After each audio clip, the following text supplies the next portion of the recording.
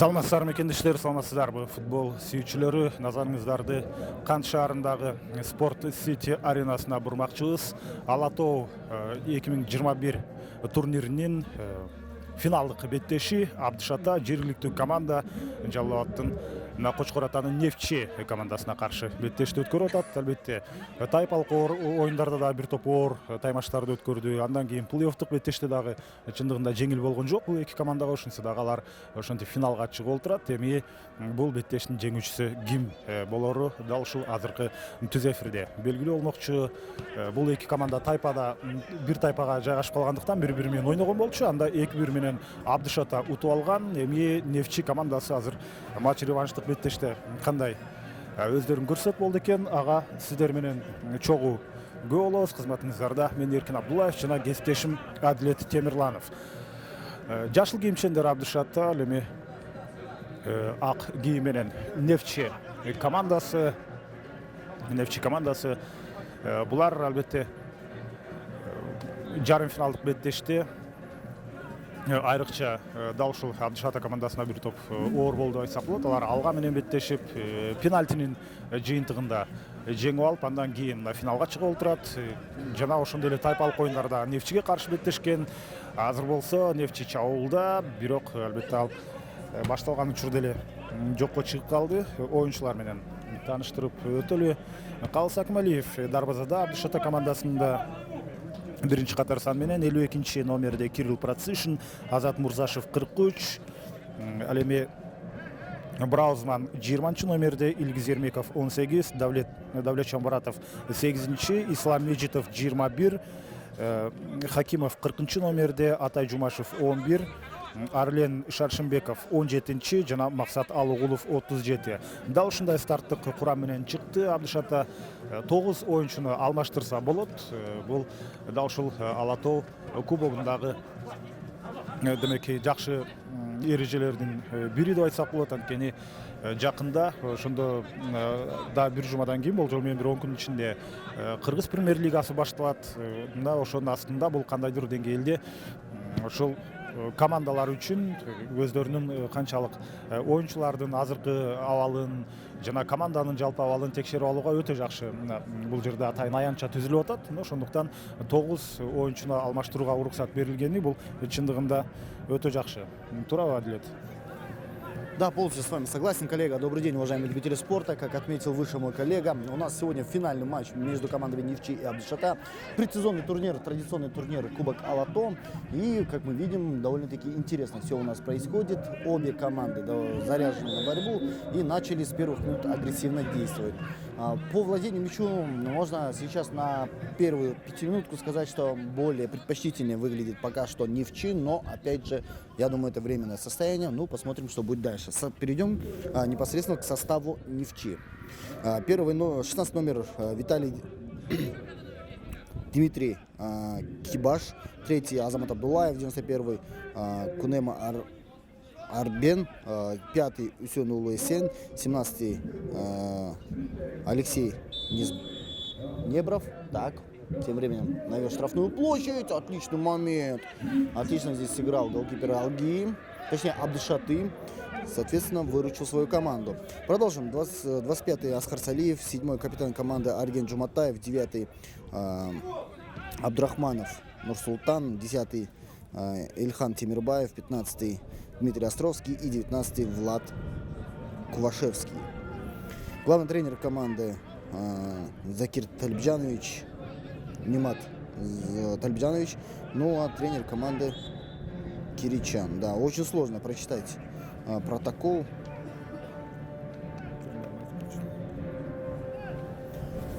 Ну а тренер команды Абдышаты у нас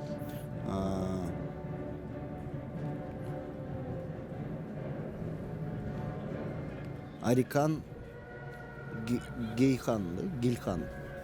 Очень сложно. Арихан, да. По-простому Арихан. Очень сложно прочитать протокол. Тем временем продолжается игра. Отметим главный арбитр матча Распек Шекербаев. Ему помогает Шекербеков, ему помогает Рамин Цой и Замир Чыныбеков.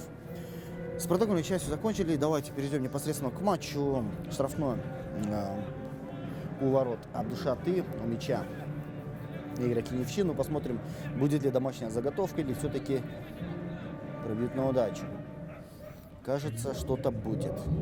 Ждем свисток главного арбитра. Распик Шакирбеков дал сигнал. Слишком высоко. Подъемом, без силы, без удара.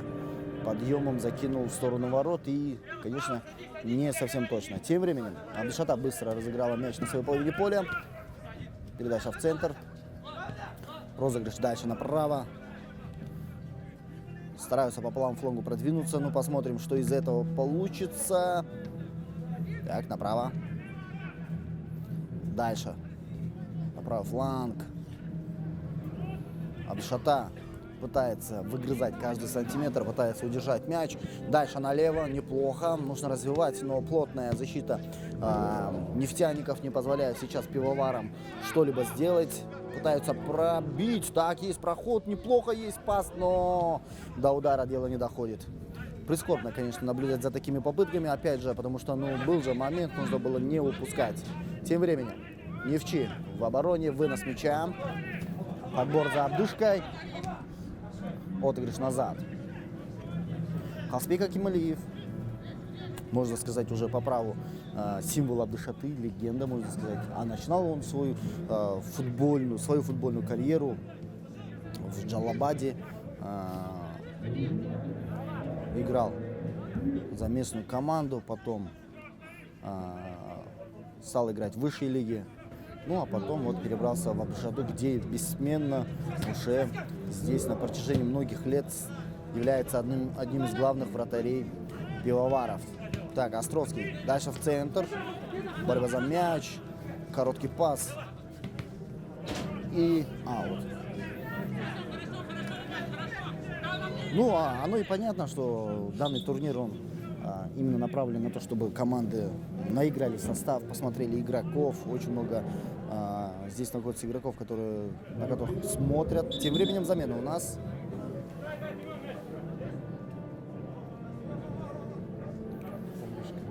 Так, ушел, получается, Дмитрий Островский у Нефчи, а вместо него вышел Субаналиев Симур. Нет, точнее, Симитей Даньяров. Симитей Даньяров, он играл, если не ошибаюсь, в Вильбирсе, точнее, в Волге в прошлом сезоне. Оказывается, перешел в Нефчи. Хорошее приобретение Симитей Даньяров. Играет на позиции атакующего полузащитника, плеймейкера. Несколько слов хотел бы об Азамате Абдуллаеве сказать. Азамат Абдуллаев, по идее, должен был уехать в Малайзию, но из-за того, что из-за ситуации с коронавирусом, там сезон прекратили, закрыли, то есть, соответственно, он остался в Кыргызстане. Было приглашение в Каганат, но, как мы видим, наверное, там что-то не срослось, и, соответственно, Абдуллаев остался в этом сезоне в Нефчи. Хорошее, кстати, я бы сказал, усиление для Нефчи, то, что они сумели сохранить Абдуллаева. Абдуллаев один из системообразующих игроков, мы это наблюдали по ходу прошлого сезона, так что могу с уверенностью сказать, что у Нефчи есть хороший защитник. Ранее в Каганат сватали не только Азамата Абдуллаева, но и еще Тимура Талипова и Масата Алимова. То есть эти три ветерана должны были тянуть молодую команду. В случае, при подписании этих игроков, я думаю, Каганат был очень неплохо бы усилился. Но, как мы видим, теперь Каганату придется в этом сезоне играть без Абдуллаева. Хорошо или это плохо, посмотрим по ходу сезона. Тем временем Абдушата. Так, у Абдушаты что-то не складывается. Часто теряют мяч, часто ошибаются. Вот эта сумбурность, вот эта неразбериха на поле присутствует. Видим, что игроки как-то некомфортно себя чувствуют. Это, видно невооруженным глазом. Соответственно, сейчас им нужно успокоить игру. Так, Нефчи тем временем в атаке. Прорыв по левому флангу. Нужен навес. Есть. Навес, по идее, попытка навеса. Мяч не проходит, и Абдышка пытается выйти из обороны. Неплохо, черпачком закидывает. Нужно на скорости, на замахе уйти. Пытался, не ушел. Снова перехват. Отбор Абдышки неплохой. Теперь пивовары пытаются пройти по центру. Так, дальше в центр. Длинная передача. И Абдушата в атаке по правому флангу прорывается. Есть пас. Нужно завершать. Как же так? 17-й номер Абдушаты не сумел завершить эпизод, очень хороший, причем эпизод, соответственно, момент упущен.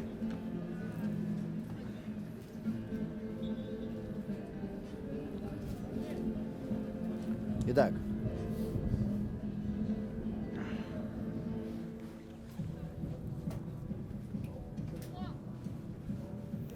да, ну, видим травму у игрока Нефчи. Его врачи должны подлатать.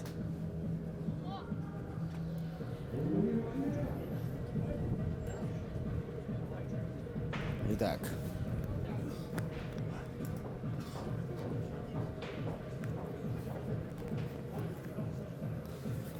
Ну, посмотрим. Давайте, пока у нас есть время, вообще расскажем в целом о турнире Кубок Ала-Тоо 2021 года. В группе А играли команды Абдушатам, финалист нынешний Иссыкуль, сборная Кыргызстана Ю-20, то есть молодежная сборная, и Нефчи. То есть оба финалиста играли в одной группе. В группе Б играли Алга, футбольный клуб Талант из Бишкека, Наши и Карабалта. Соответственно, да, Абдушата выиграл группу.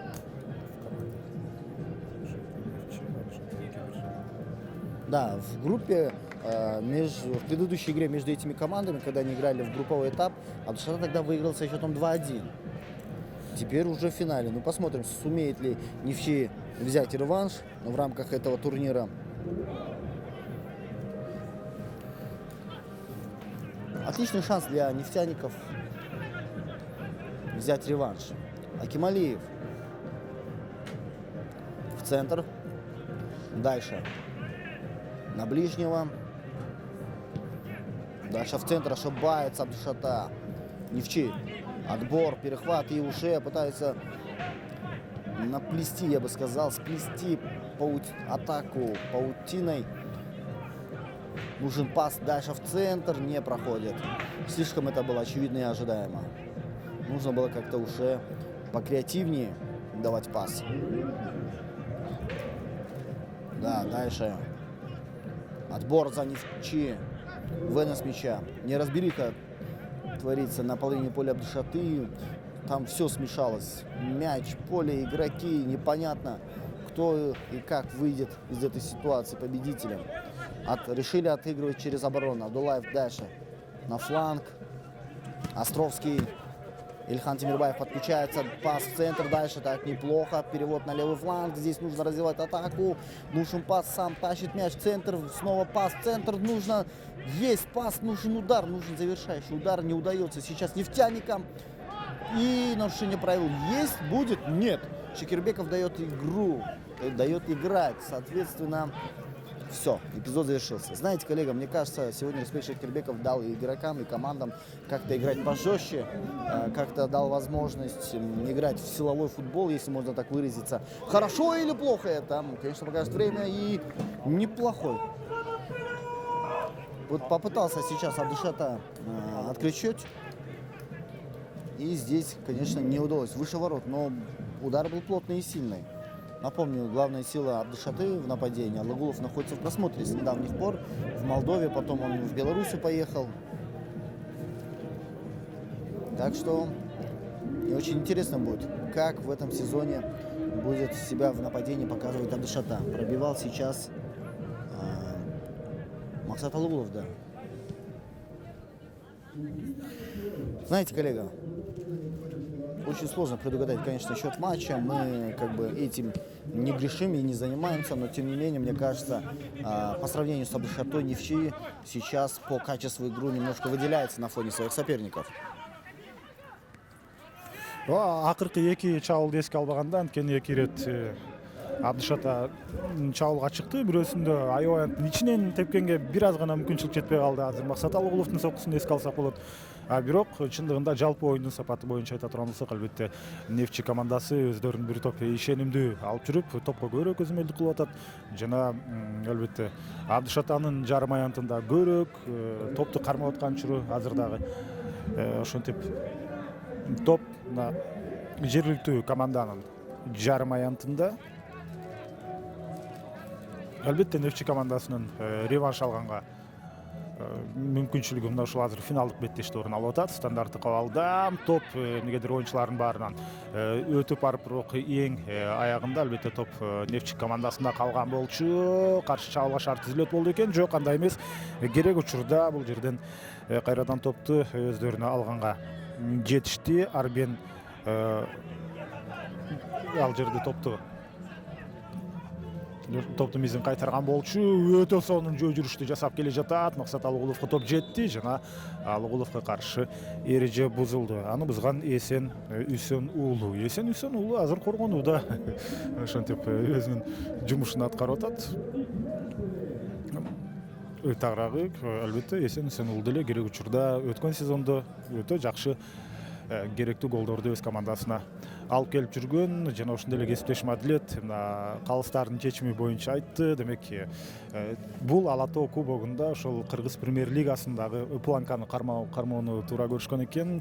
Чындап мына футболдун дамын азыр оюнчулар сезип, анча-мынча түртүшүүлөр, кагылышуулар ошентип калыстар анан көз жазында калып атат. Азыр болсо бул жерде ким? Азамат Абдуллаевди. Азамат Абдуллаев топту аянттын сыртына чыгарып салды. Мына буга чейинки 3-чү орун үчүн болгон беттеште дагы анда Алга менен Талант командасы беттешти. Анда дагы дээрлик пенальти бериле турган жерлерде беришкен жок. Эми албетте ал жакта калыстын чечимине эч кандай шек жок. Болгону ушундай анча-мынча түртүшүү кагылышууларга атайын калыстар мүмкүнчүлүк берип аткандай. Сезон башталуу алдында турат. Ал эми мындай учурда өтө маанилүү. Оюнчулар жакшылап ушул футболдун чыныгы деңгээлин сезип алганы. Азыр болсо топ аябанттын ичинде болчу. Азамат Абдуллаев башы менен топту кайтарган. Азыр болсо мына чабуул башталды. Оң тараптан албетте коргоочулар негизинен өз позициясында Абдышатанын, бирок ошентсе дагы сол тараптан өтө ылдам кирип бара жатат. Топ аябанттын ичинде дагы оюн талаасында калган болчу. Эми мына өтө ылдам чабуулду ишке ашырды Нефтчик командасы. Бул жерде эреже бузуу жок. Мына көрүңүздөр, азыркыдай анча-мынча тирешүүлөрдө калыс эч кандай чечим чыгарбайт. Жөн гана азыр каттал сызыгынан топ оюнга кошулат. Бир жагынан бул туура, мындайча айтканда, мына Англия премьер-лигасындагыдай, демек, ойногонго калыс мүмкүнчүлүктү берип жаткан мезгили. Албетте ортодо калыс Шекербеков, негизинен футбол боюнча калыстар тобу атайын окуу машыгуу иштерин мына Түркияда жүргүзүп келди. Негизинен албетте Кыргызстандын калыстар тобу менен биз албетте сыймыктансак болот. Бахадыр Кошкоров албетте дүйнөлүк деңгээлде кызмат кылып жүргөн. Азыр болсо Абдышата мына оң тараптан кирип барып борбордук бөлүк менен кирип барды. Андан кийин оң тарапка топту өткөрүп туруп чабуулга чыкмак, бирок ошол жерде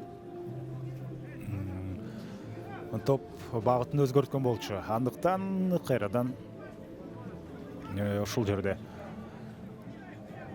топ азыр буштан чыгарылат. Азырынча эсеп сандары 0-0. Ала Тоо кубогу бул салтка айланган турнир. Жыл сайын ушул сезон башталарынын алдында орун алат. Мына 8 команда 4-4төн 2 тайпага бөлүнүп, андан кийин ошондо жок дегенде ар бир команда, мисалы үчүн тайпалык оюндарда 3, азыр болсо кудан кийин сөз кылайбыз. Андан соң жарым финалдык беттештер, эми жарым финалдык беттештен кийин ошентип финалдык таймаштар орун алып атат. Жок, ошондо 4 команда өз тайпадан чыгат, ооба, 2-2ден бөлүнүп жарым финалда ойносо, андан кийин финал. Бир гана финал же 3-чү орун үчүн эмес, бул турнирде ар бир 7-8 орун үчүн дагы беттештер орун алат. Демек, бардык команда 5тен беттеш өткөрөт, ар бир команда. Бул чындыгында жакшы даярдык. Анткени Кыргызстандын футбол клубтары баары эле чет өлкөлөргө барып окуу машыгуу процессин жүргүзүп келе албайт. Бизден Алай, Дордой, албетте алар Түркияга барып, ошол жактан жолдоштук беттешүүлөрдү өткөрүп жүрүп мына алай эгерде жаңылбасам кечөө келди же бүгүн келдиби, кечөө бүгүн алар кайрадан Кыргызстанга кайтып келишти, машыгууларын өткөрүп. Бардык эле командаларда, клубтарда андай мүмкүнчүлүк жок. Ошондуктан бул жакта Кыргызстанда калган ушул жерде демек даярдыкты көрүп аткан командалар үчүн Ала-Тоо турнири өтө пайдалуу. Бул бир эле пайдалуу эмес, негизинен бул ошол үчүн түзүлгөн турнирлердин бири деп айтсак болот. Азыр болсо топ капталсыздыгынан оюнга кошулушу керек. Топту таппай атышабы. Топ аянттын сыртына чыгып кеткен болчу. Чындыгында күйөрмандар деле албетте футболду сагынды деп айтсак болот. Мына ортодо албетте пандемияга байланышкан бир топ маселелер болду. Улуттук курама команданын ойногонуна көп болду ал эми, бирок күзүндө дал ушул Кыргыз премьер лигасында өткөргөнгө жакшы шарт түзүлүп, анда ар бир 3 күн сайын беттештер тынбай өтүп атты эле. Азыр болсо эми быйылкы сезон буюрса мындай стандарттык эле режимде жүрөт. Жумасына бирден беттеш өткөрүп, ортодо эле албетте кубоктук турнирлер болуп калбаса. Болбосо өткөн жылы ушул кыска болжол менен 1,5-2 айдын ичинде толук сезонду аягына чыгаруу үчүн биринчи жарым айлампада ошондо ар бир 3-күнү беттеш өткөрүшкөн. Ал эми экинчи жарым айлампада анда 4 күн 5 күндө бирден ойноп турушту. Анда бир аз оюнчулар физикалык жактан калыбына келгенге жетишти деп айтсак болот. Быйыл эми Кыргыз премьер лигасындагы командалардан бул Ала-Тоо турниринде азыркы Нефтчи менен Абдышатадан сырткары Алга командасы ойноду, Кара Балта ойноду. Алга бул турнирдин 3-чү орунунун ээси болду. Бул беттеш башталганга чейин Алга менен биринчи лиганын Талант командасы беттешти. 2-1 эсебинде Алга ийгилик жаратып, демек коло байгенин ээси болду. Азыр эми алтын жана күмүш байге кимдерге буйрат? Ошол учурда албетте кубоктун ээси ким болот? Ага сиздер менен чогуу болобуз. Негизинен командалардын даярдыгы жакшы экен. Дээрлик сезонду баштаганга физикалык жактан жана функционалдык даярдыгы кайсыл жагынан албайлы бир топ жакшы болуп калыптыр. Мына оюндун сапатынан деле көрүп атасыздар. Алга менен Талант өтө жакшы беттешти өткөрдү. Азыр мына Нефтчи менен Абдышата кээ бир учурларда албетте бири-бирин толук түшүнбөсө дагы, бирок чечүүчү мезгилдерде сапаттуу ойду жүргүзүп атат. Башы менен сокку ушул жерде башы менен сокку орун алды. Бирок албетте дарбазага таамай барган жок. Бул соккуну ошондо Нефтчи командасынын оюнчусу Элхан Темирбаев ишке ашырган. Ал 10-чу номер менен ойноп атат. Элхан Темирбаев Кыргыз премьер лигасындагы албетте орду бар оюнчулардын бири деп айтсак болот өз командасында. Азыр диагонал түрүндө сол тарапка топ өткөрүлгөн жана оюн талаасы аянты бир аз оорураак. Аны эске алыш керек. Эртең менен эле кар болчу аянт. Ал эми азыр мына түшкө жуук. Түштөн кийин аянтта кар жок калды, бирок буга чейинки командаларга айрыкча оор болду деп айтсак болот. Анткени бүгүн бул 4-чү оюн. Алгач 7-чи, 8-чи орун үчүн беттеш орун алды. Андан кийин 6-чы, 5-чи, 6-чы орун үчүн ошол учурларда оюн талаасында кар көбүрөөк эле. Эми финалдык беттешке келип бир аз жакшыраак, ошонсо дагы оюн талаасы идеалдуу эмес. Бул жасалма аянт экенин эске алалы. Табигый чөп эмес, мына ушул жасалма чөптө, искыстолук чөптө азыр ойноп атышат. Кышында бир жагынан бул жакшы. Табигый чөптө ушундай күн суук болгондо ойногонго караганда баары бир бул аянт жакшыраак болот, бирок ошонсо дагы идеалдуу эмес. бирок оюн талаасы эки командага тең бирдей. Азыр аябанттын ичинде топ, экинчи кабаттан Абдышатанын оюнчусу ийгиликтүү болуп чыккан. Процишинбу ал жерде эмнегедир топту тепкенде бутага тийбей калды эле. Менин оюмча топ серпилгенде дагы бир аз башкачараак серпилип атат окшойт. Эртең менен эле аянт кар экенин эске ала турган болсок, азыр кар эриген менен бирок аянт суу бойдон калды. Ошондуктан кандайдыр бир деңгээлде топтун серпилгени дагы оюнчуларга ыңгайсыздык жаратышы ыктымал. Абдышата айрыкча мына көбүнчө жер менен ойногонго басым жасайт. Алардын түзүлгөндөн берки эле негизги мына оюн философиясы мына комбинациялык футбол болгондон кийин бирок азыркы аянт өтө деле чоң тоскоолдук кылбайт го дейм. Топту аянты сактап калышты. Өтө көп кармап койду өзүндө. Эмне мынча көп кармады? Албетте алгач аны жөндүү жакшылап жөндөгөнгө мүмкүнчүлүк болбой алды. Ал эми аны иретке келтиргенче албетте атаандаштар жетип келди. Аянттын ичинде ашып кетсе 1 секунд убакыт болушу мүмкүн. Бул дагы эң жакшы мүмкүнчүлүк болгон учурда. Болбосо андан дагы ошол 1 секунд, 1,5 секундтун ичинде ал мүмкүнчүлүктү колдоно албай калды эле. Демек учурду ошентип жокко чыгарып алды.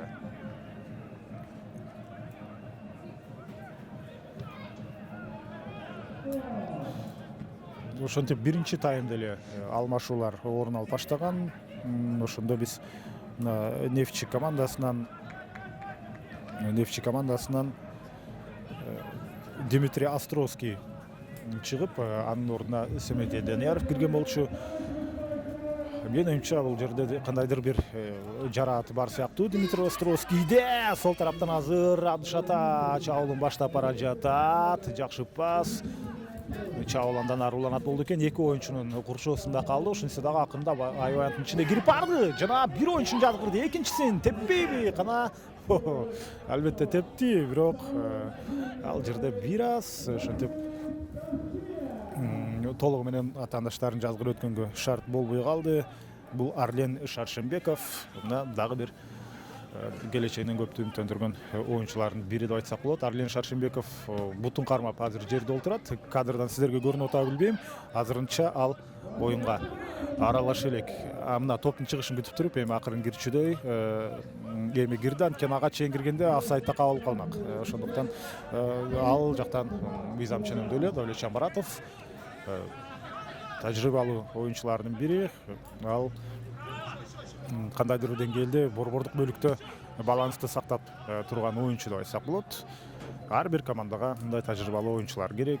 Мисалы үчүн Нефтчи командасында Азамат Абдуллаев жүрөт, өзөктүү оюнчу, кесиптешим Адилет Темирланов айтып өткөндөй. Жана мындай анда функцияны аткарган оюнчу сөзсүз түрдө коргоочу же башка бир позицияны ээлеши керек эмес. Болгону ал оюнчунун тажрыйбасына, оюн талаасында өзүнүн ишенимдүү алып жүргөнүндө, харизмада деп айтсак болот кандайдыр деңгээлде. Анткени ушундай тең салмак алып келген чабуулчулар деле бар, дарбазачылар бар.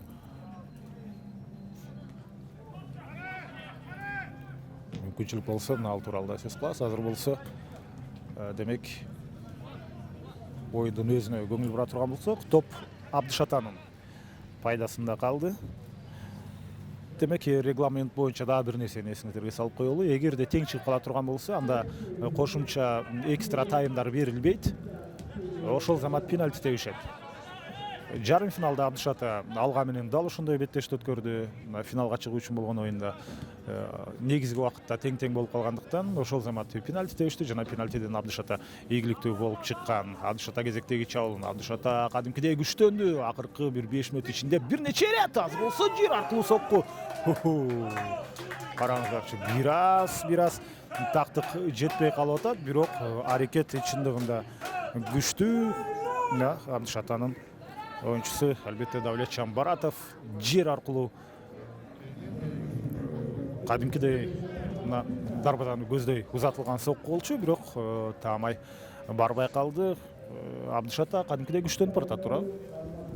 Да, очень неплохо сейчас набрала ход канская команда, но посмотрим. Одно дело бить в створ ворот, другое дело открыть счет и продолжать лидировать по счету. Ну, посмотрим. С мячом. Пивовары, потеря мяча в центре. Евчи, перевод на правый фланг. Ильхан Тимирбаев. Ильхан Тимирбаев смотрит, решил все-таки сыграть на Островского. Островский. Дальше на Абдулаева в центр. Снова Островский. Вперед играет на Тимирбаева. Оставляет Тимирбаев неплохо. Потеря мяча. И здесь уже Абдушата. Так, попридержал, да, Ильхан своего соперника. Нарушил правила. Быстро разыграли кантовчане.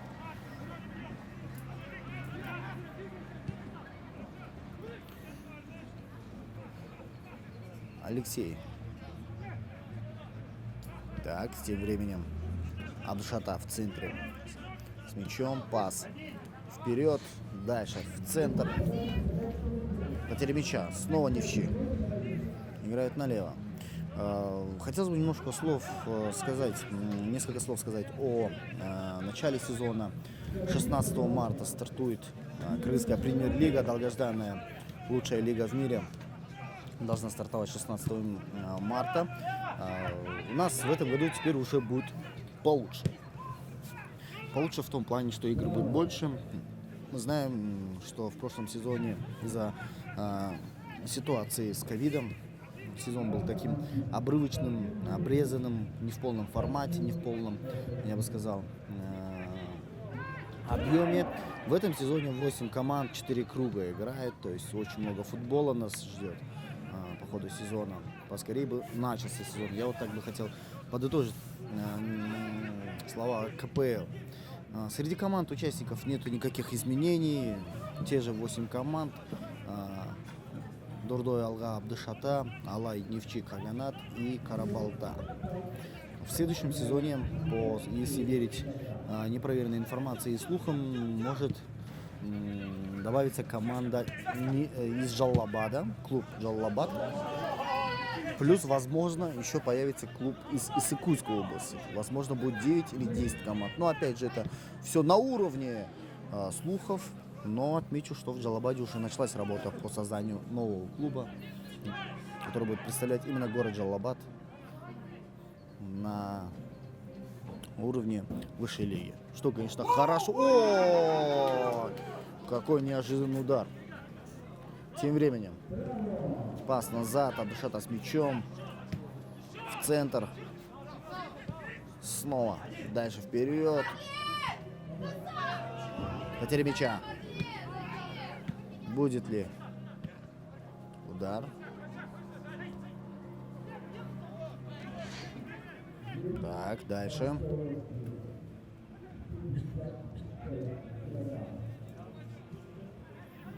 Пас на ближайшего. Дальше неплохо. И нужно завершать. Есть пас и гол. Будет ли нет?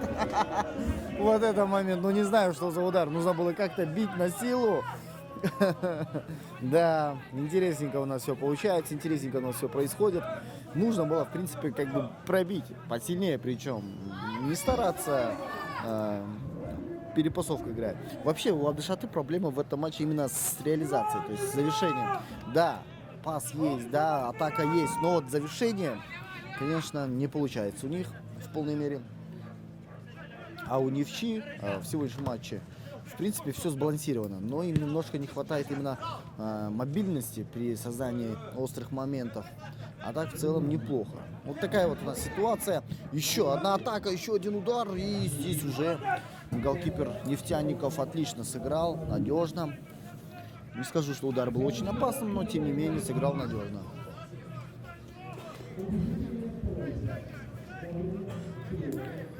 Такие вот у нас баталии разворачиваются на полях города Кант, в частности на базе Спорт Сити.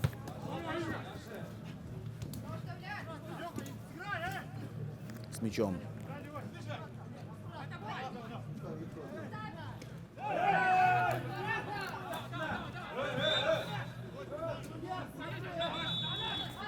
Итак, перепалка между игроками. Это у нас Давлет Джамбаратов и 8-й номер Абдушаты. Это у нас Нет, Давлетжан Баратов. Да, Галиджан Баратов и 25 номер Невчи. Аскар Салиев. Аскар Салиев, да. Эти игроки немножко повздорили. Ну, посмотрим, что будет.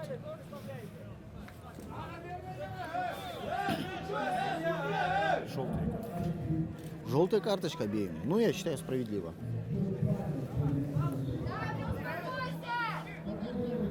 Сейчас как бы Давлетжан Баратов вторую желтую не сплохотал. Потому что разговоры мы всегда знаем, к чему приводят. Особенно споры с судьей.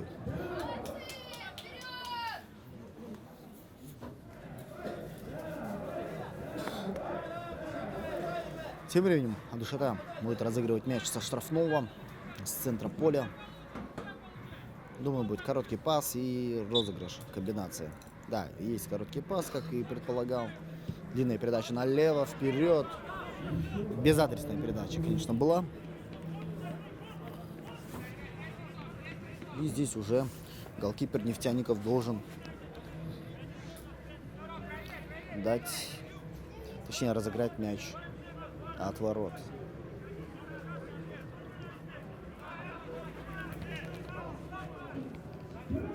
Итак, дальше. На ближнего нефтяники с мячом. Длинная передача вперед.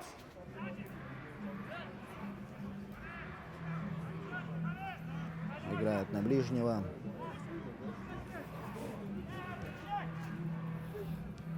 Дальше вперед.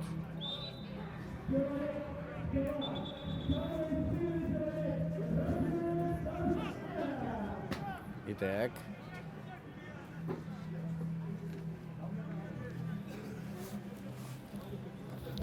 Сейчас будет длинная передача.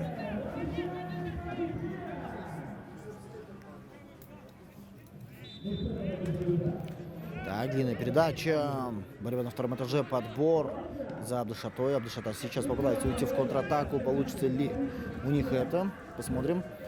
Немножко снизили темп игры команды. Дальше в центр. Играет направо.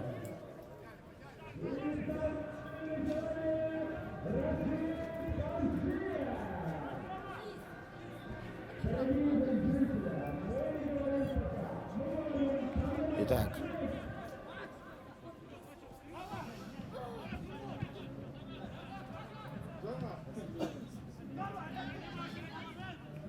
Игра на ближнего. Дальше налево. Так, пас низом. Не проходит. Ох, опасно играли сейчас игроки. Аскар Салиев на левом фланге. Играет на ближнего. Снова Аскар Салиев. Длинная передача в центр. Так, дальше направо. Ильхан Тимирбаев по правому флангу. Успел за мячом. Теперь нужно обыграть соперника. Ушел.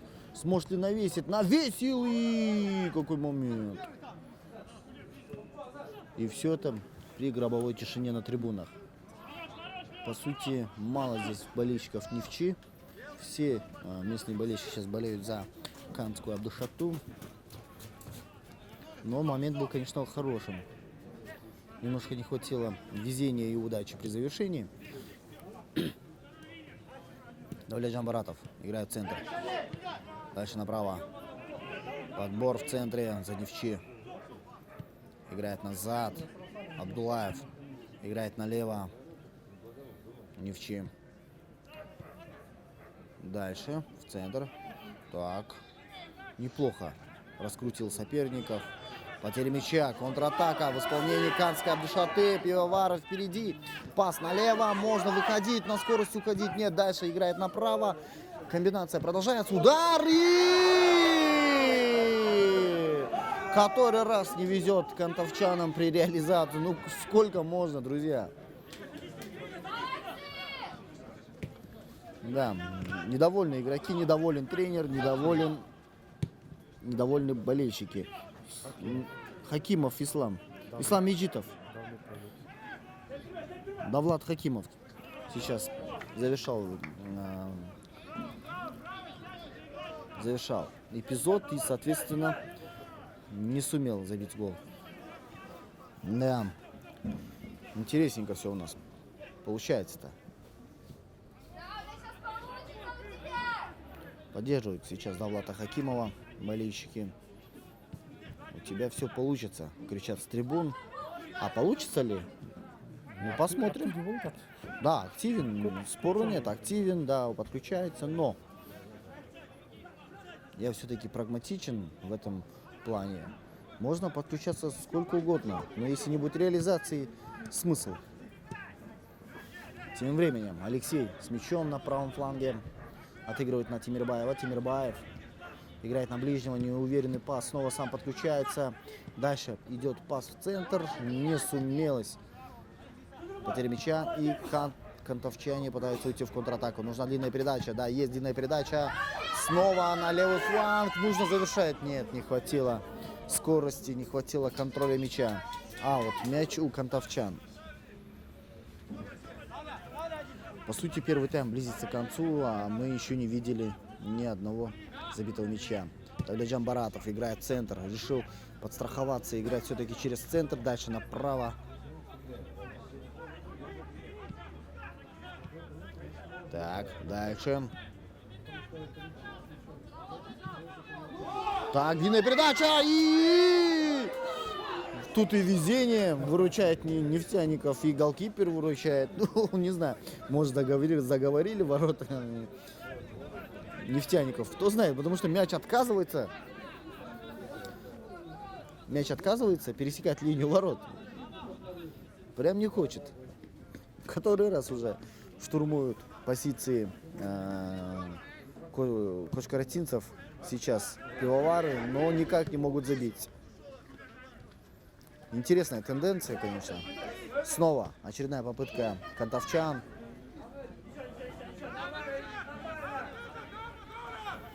Итак, аут, мяч у Нефчи.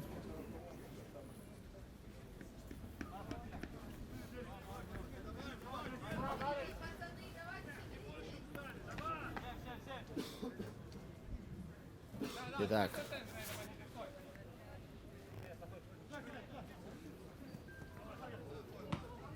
Дальше.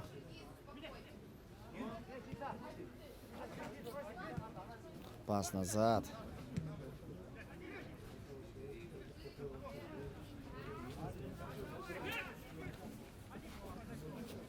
Направо, дальше, вперед. Длинная передача. Не удалось, конечно, здесь в полной мере завершить начатое. Снова пас через центр. Снова раскрутка атаки. Ну, посмотрим. Давлетжан играет налево снова.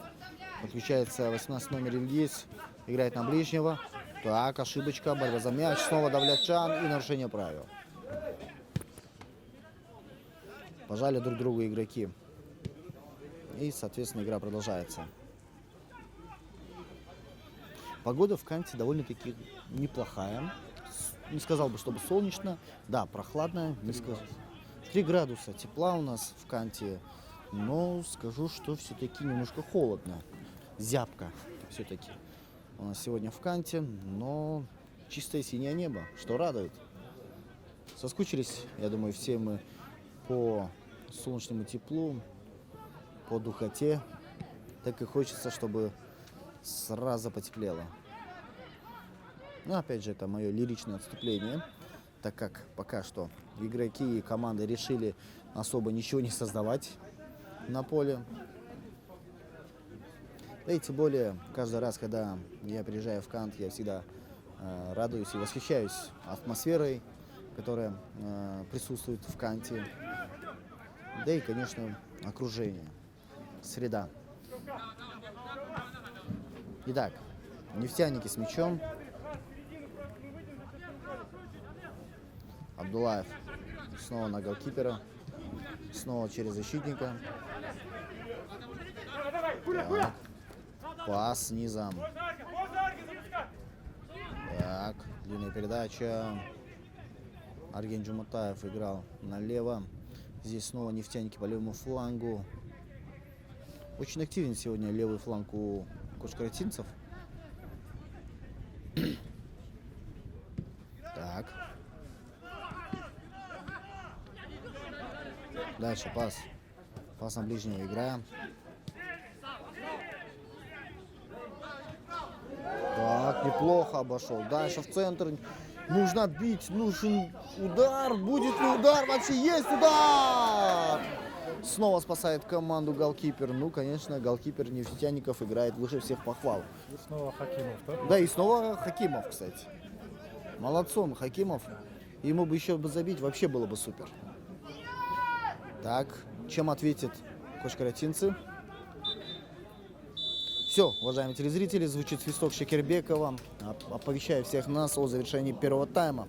Счет у нас по-прежнему 0-0, соответственно, финальная игра пока что не выявляет победителя турнира.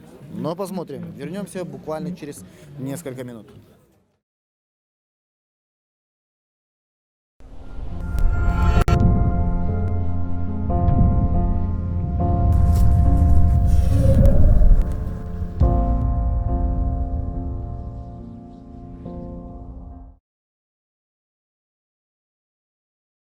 Генеральный спонсор Кыргызского футбольного союза ОСО «Каганат Инвест».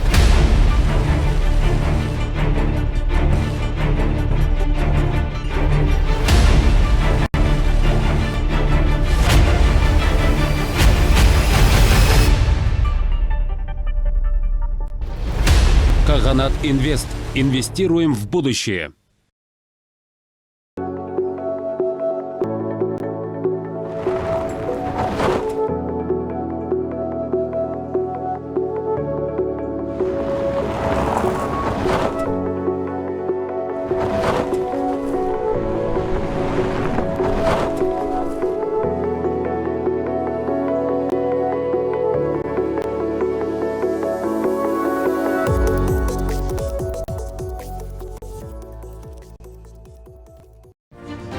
Молодость не знает преград.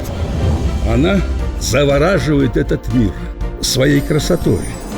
Молодость может горы свернуть и покорить любые вершины. Нет побед, которых вы не смогли бы одержать. Будьте смелыми и не упускайте свой шанс стать тем, кем захотите. У вас все получится.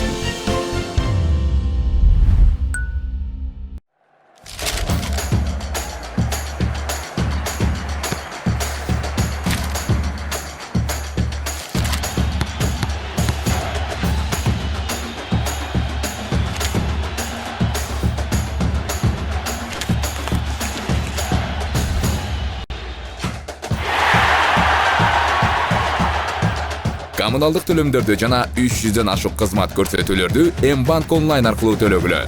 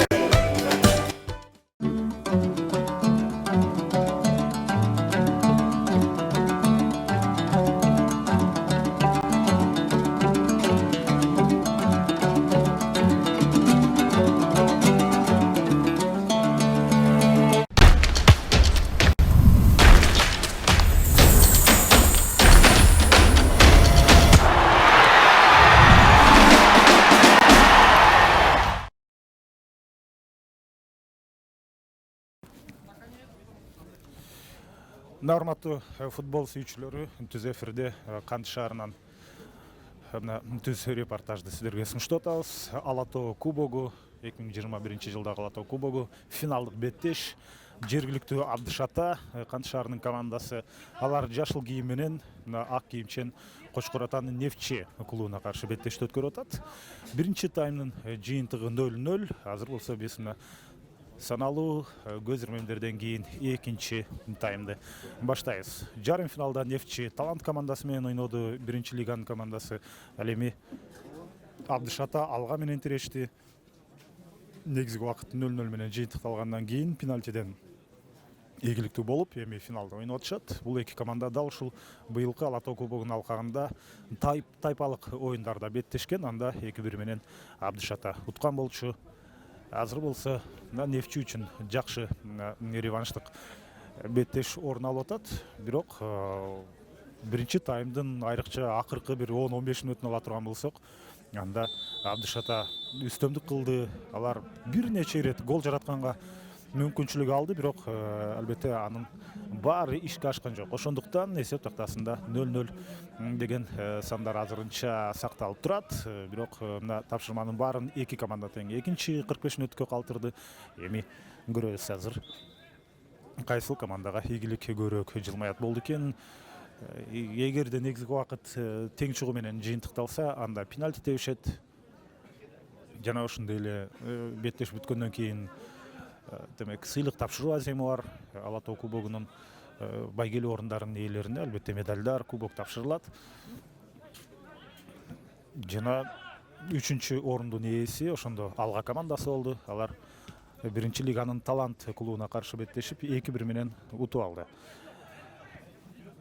Алга негизинен бул кубоктун алкагында жакшы беттеш өткөрдү. Алга Абдыш Ата менен Нефчинин тайпасында эмес, алар Б тайпасында болчу. Ал жакта дагы өздөрүнүн беттештерин ийгиликтүү өткөргөн. Өз тайпасынын лидери катары чыгып келип, бирок дал ушул Абдыш Ата менен болгон тиреште жеңишти алдырып ийген болчу. Азыр болсо Нефчи чабуулда. Сол тараптан азыр жок, чабуулга мүмкүнчүлүк болгон жок.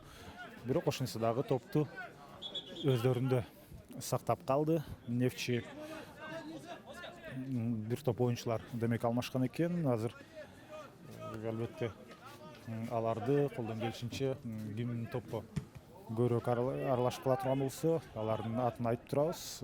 Азыр старттык курамда айткандын негизи жок, анткени алмашуулар көбүрөөк орун алып кетти. 9 оюнчуну алмаштырса болот. Бул атайын дагы бир рет айтып өтөлү, сезон башталарда мына 16 мартта Кыргыз премьер лигасы башталат. Ошондуктан ал жерде азыр оюнчуларды максималдуу түрдө демек тонуста кармоо же болбосо тонуска чыгаруу үчүн болгон аракет. Ошондуктан көбүрөөк оюнчулар алмашууга чыгып атат.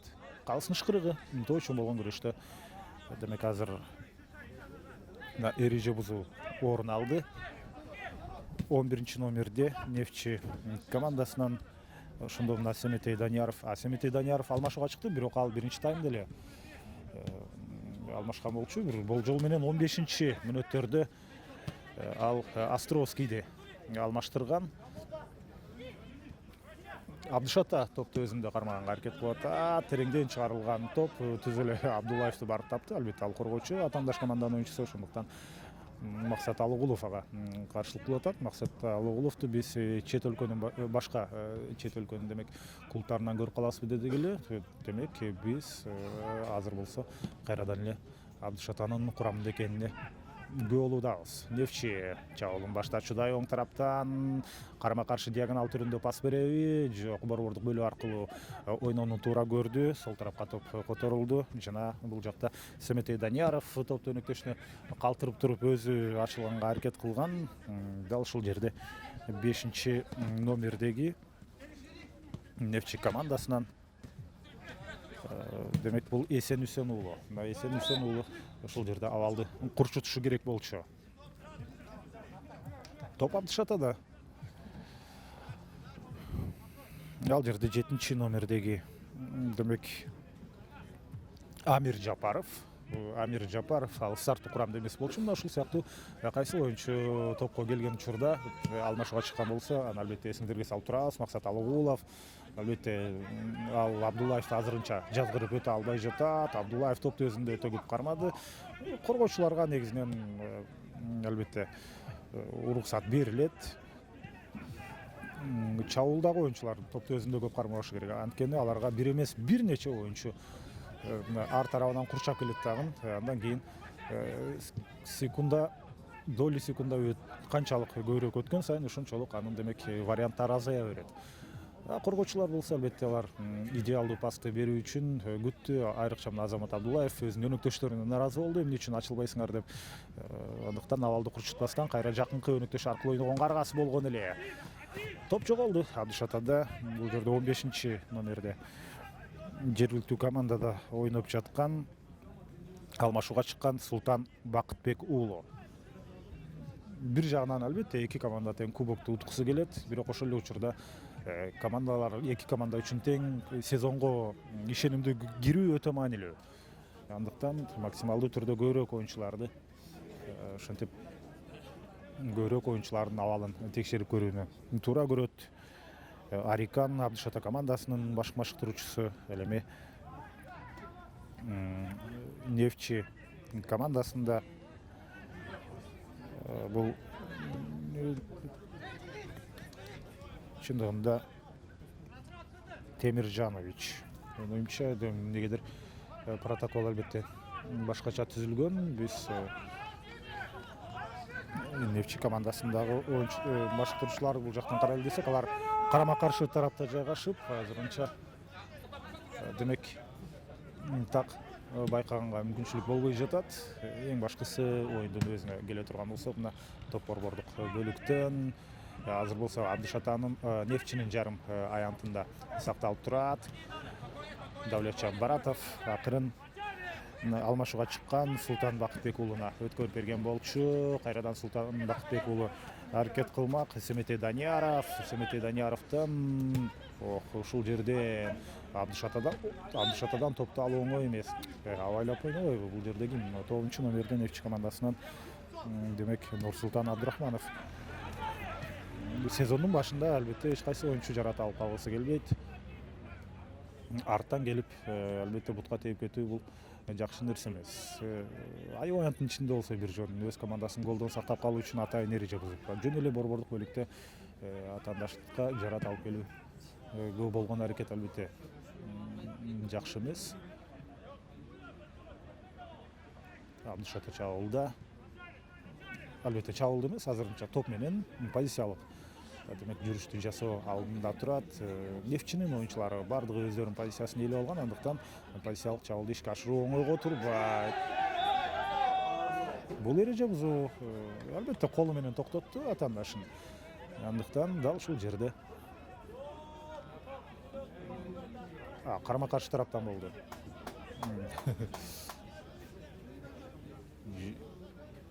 Не деп атат? Шекербеков өтө катаал. Аны менен албетте кайым айтыша турган болсоң, ал сары кагазын эч качан аябайт. Андыктан Нефчинин дарбазачысы ушул жерде Дмитрий Кибаш, эгерде жаңылбасам, ал аз жерден сары кагаз алып алайын деди. Озек эскертти Шекербеков, эгерде дагы калсын дарегине бир аз сөз айта турган болсоң, сары кагазды көрүп каласың деп. Ошондуктан ал ошол замат сөзүн токтотту. Абдышата өздөрүнүн жарым аянтынан топту баштайт. Прессинг жок. Негизи эле бүгүн мен прессинг көргөн жокмун. Эки командадан тең борбордук бөлүктөн гана атаандаштарын тосуп алып атышат. Азыр анчалык физикалык формада эмес. Командалар өздөрүнүн жанагы пик жогорку деңгээлине жете элек. Сол тараптан Хакимов өтө креативдүү оюнчу экенин далилдеп атат. Биринчи таймда жок эле дегенде 2 ирет гол жаратканга мүмкүнчүлүгү болгон эле. Азыр болсо аянттын ичинде болгону дарбазага соккузатканга мүмкүнчүлүк болгон эмес. Дагы бир рет аянттын ичине жүктөлдү. Ал эми ал жерде 91-номердеги Нефчи командасынын оюнчусу бул демек Артем Кулеша топтун багытын өзгөртүп кеткен. Хакимов топты оюнга кошот. Абдышата командасы үчүн жакшы мүмкүнчүлүктөрдүн кантип азыр гол киргизе албай калды. Бул жерде мына узун бойлуу Абдышатанын оюнчусу азыр ким экенин айтканга аракет кылалы. 52 номерде ойноп аткан. Бул демек ошондо Абдышата командасында Кирилл Процишин. Кирилл Процишиндин чачтары тийди топко, бирок анын багытын өзгөрткөнгө мүмкүнчүлүк болгон эмес. Үмүт Данияров топту өзүндө сактап кала алган жок. Калыс Акималиев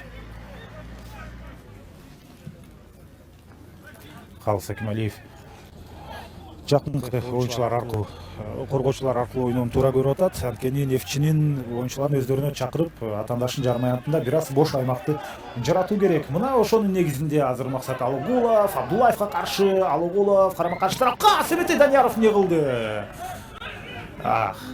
Дагы бир жок эле дегенде дарбазага тамай соккузатканга идеалдуу мүмкүнчүлүк түзүлгөн болчу. Жок, бул жерде 11 номерде Абдышата командасында ошондо Атай Жумашев мүмкүнчүлүктү кетирип, ал деле 11 номерде, бирок ал Нефтчи командасында ойноп атат. Атай Жумашевдин ушундай жакшы бир мүмкүнчүлүктү кетиргенин көрдүк. Максат Алыгулов бирок баарын жасаган эле. Албетте Азамат Абдуллаев аны кое бермек эмес.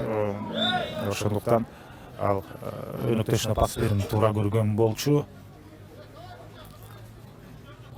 Хакимовго каршы эреже бузуу. Ал сол канатты кадимкидей жиреп кирип барып атат. Буга чейинки эреже бузуу стандарттык кабалдагы дал ушул Хакимовдун аткарышынан кийин орун алган жана азыр дагы ага каршы эреже бузуу орун алды. Албетте дал ушундай сол тараптан ушул позицияда ойногон оюнчулар креативдүү болгону бир топ жакшы өз командасы үчүн. Сол тараптан азыр ишенимдүү аягына чейин күрөшүп аткан. Бул жерде Илгиз Эрмеков биринчи таймда дагы өзүн жакшы жагынан көрсөткөн болчу. Топ дагы деле Абдышатада эми өтө компакттуу коргонуп атат Нефтчи командасы. Демек Нефтчи толугу менен топту Абдышатага берип койду. Да, полностью контролируют игру сейчас кантовчане. Довольно-таки очень, я бы сказал, по-хозяйски играют сейчас пивовары, но опять же счет по нулям. Так, на правом фланге Алыгулов играет. Давляджан Баратов в центре. Не спеша разыгрывать комбинацию Абдышата сейчас. И так, будет ли навес? Сложно. Сразу против двоих играет игрок кантовчан. Сумел одного обыграть, но вот второго не сумел пройти.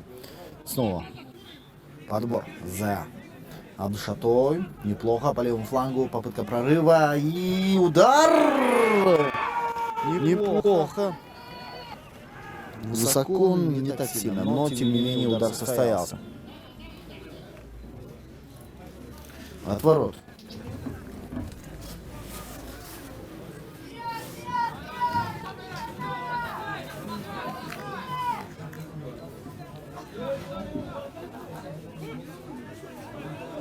Арлен Шашимбеков на Хакимовтан топту алдыртып тепкен болчу. Ага такты жетишпей калды, бирок эң башкысы соккузатканга шарт түзүлүп. Абдышата командасында Абдуллаевдин тереңден чыгарган пасы, бул түз эле гол жаратчудай пас карап турат. Караңыздарчы, дарбаза бош эле. Бир аз тактык жетишпей калды ушул жерде. Нефтчи оюнчусу Эсен Үсенуулуна болбосо Калыс Акималиев албетте дарбазаны толук көзөмөлдөп турган эмес. Мезгили эреже бузуу. Шекербеков Рысбек Шекербеков демек жеринен көргөн экен фолду, андактан стандарт алды азыр Нефчи командасынын пайдасына берип атат. Бул жактан Азамат Абдуллаев эмнегедир топко барган жок, ал түз эле аябай ишин көзгө кетип атат. Демек таамай сокку биз көрбөйт сыяктуубуз. Азырынча Влад топтун жанында, жок алда кетти.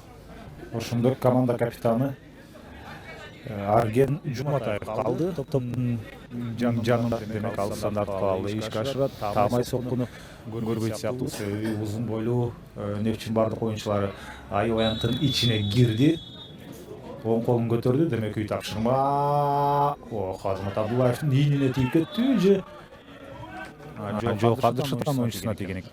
Андыктан Шекербеков бурчтан чыгарууну ушинтип буйруп атат.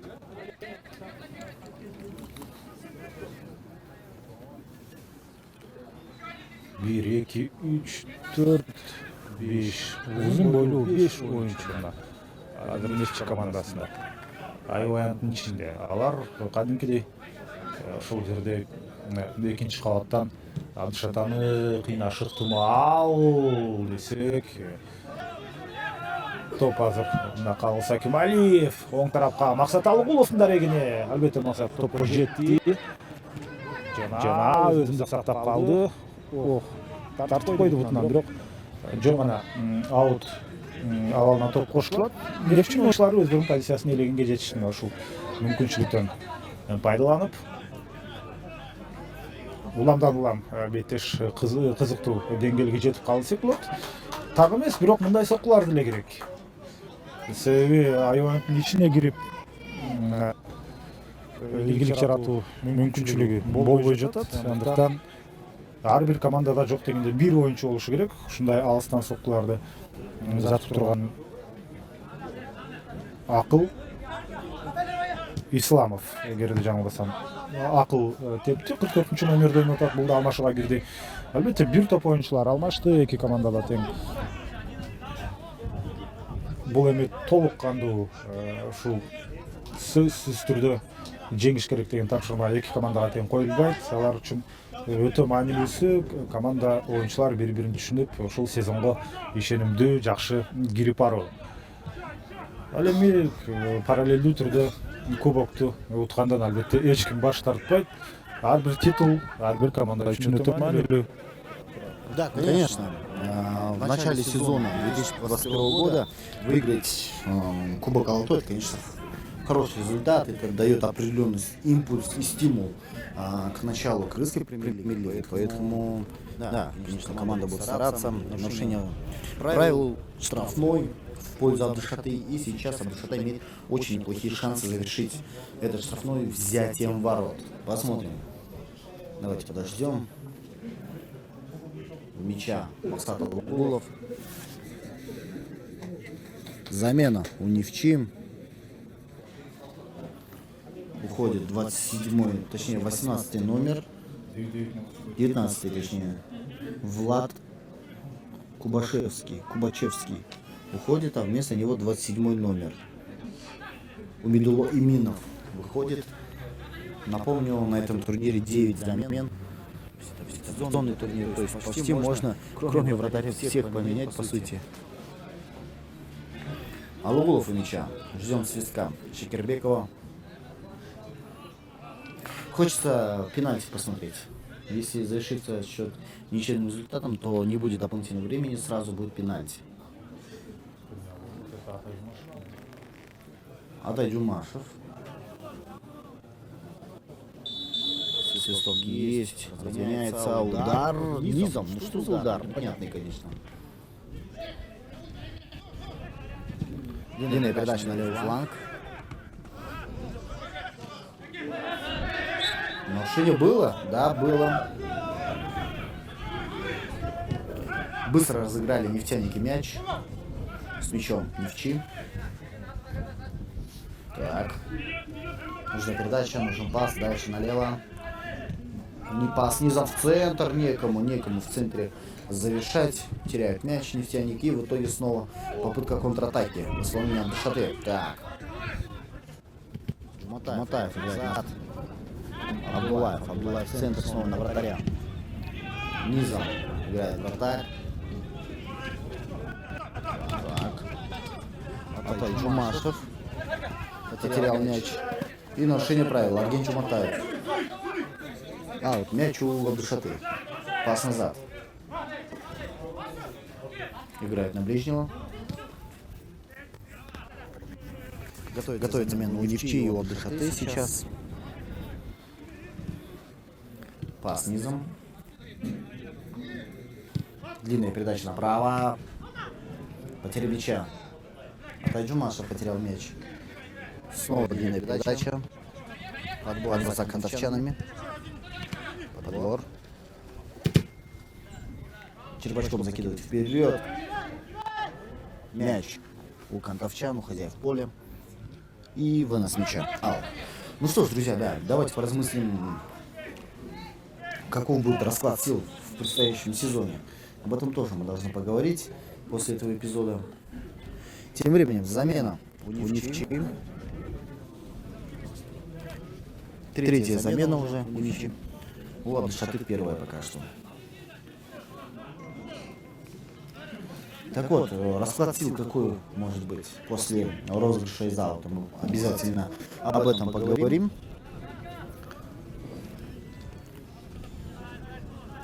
Итак, розыгрыш аута.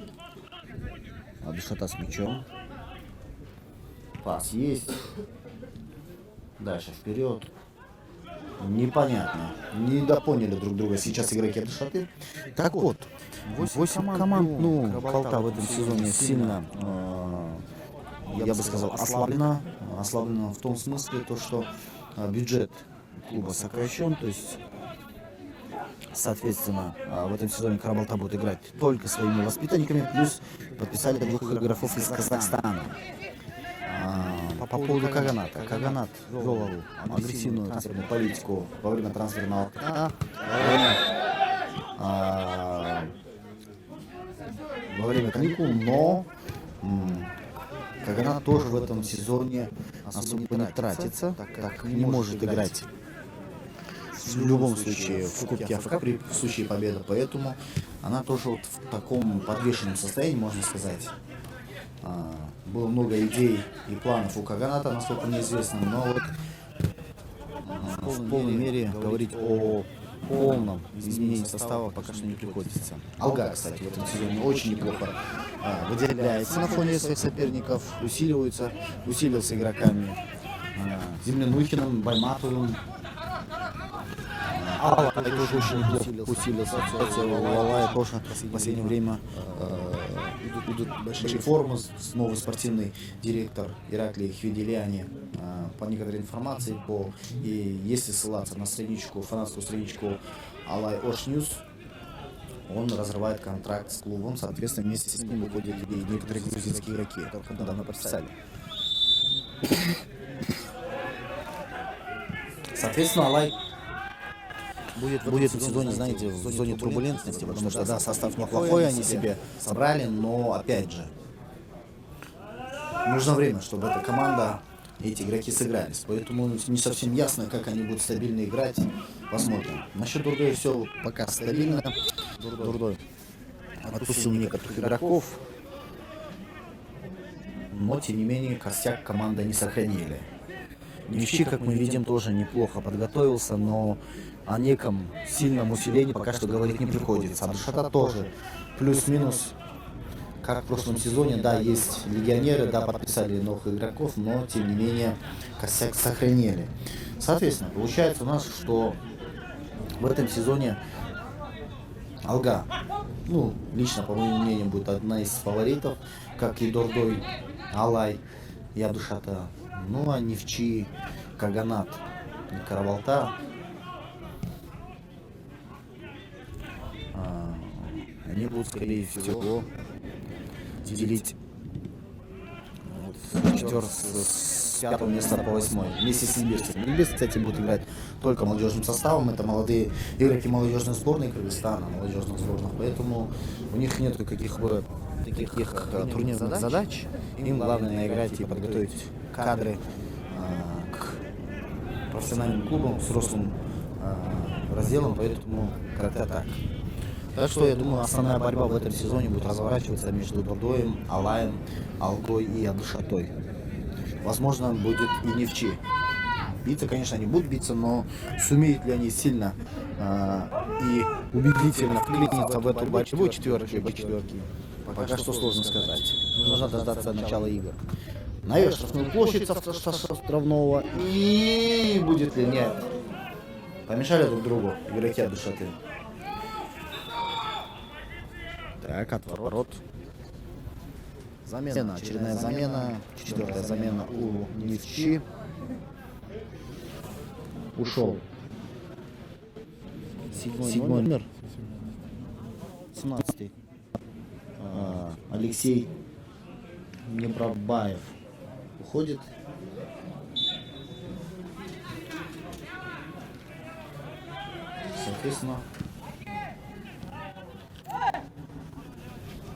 Соответственно, игра продолжается. Так вот, поэтому в этом сезоне будет довольно-таки интересно. Я думаю, будет продолжение прошлых сезонов в какой-то мере. Но, опять же, это не истина последней инстанции. Тем временем Нефчи пытается атаковать, бьет, не получается. Борьба, острая борьба. В штрафной площади. Пас направо. Нефчи также продолжает атаковать. Удар есть и гол! Вот это да, Нефчи. Ильхан Тимирбаев забивает гол. Сколько раз Абдушат атаковал, но вот этот эпизод, конечно, перечеркнул все их старания. 1-0. Нефчи ведет. Вот это да.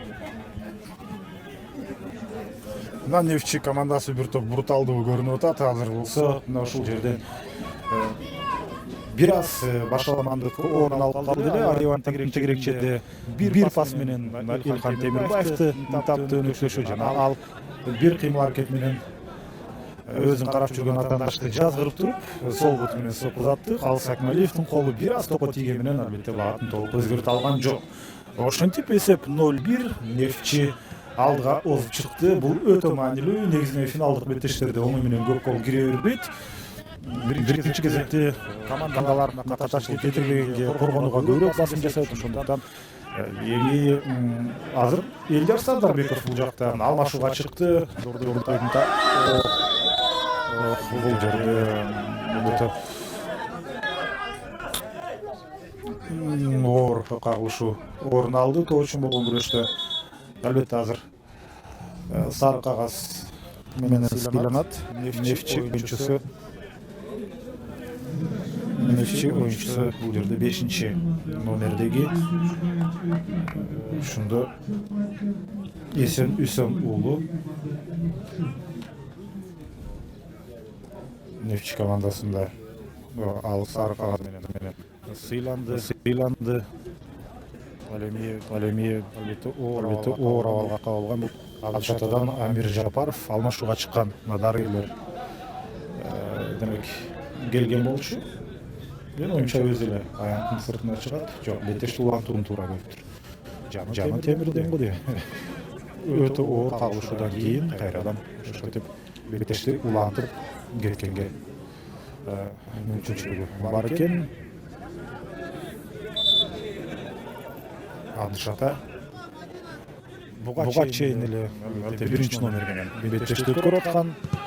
Азыр болсо аны андан да көбүрөөк демек ага басым жасаш керек болот. Калыс Акмалиев аябаянтты таштап чыгып дээрлик борбордук бөлүккө жакындап келди. Абдушатанын дарбазачысы эми мындан ары дал ушундай көрүнүш уланып жүрчүдөй.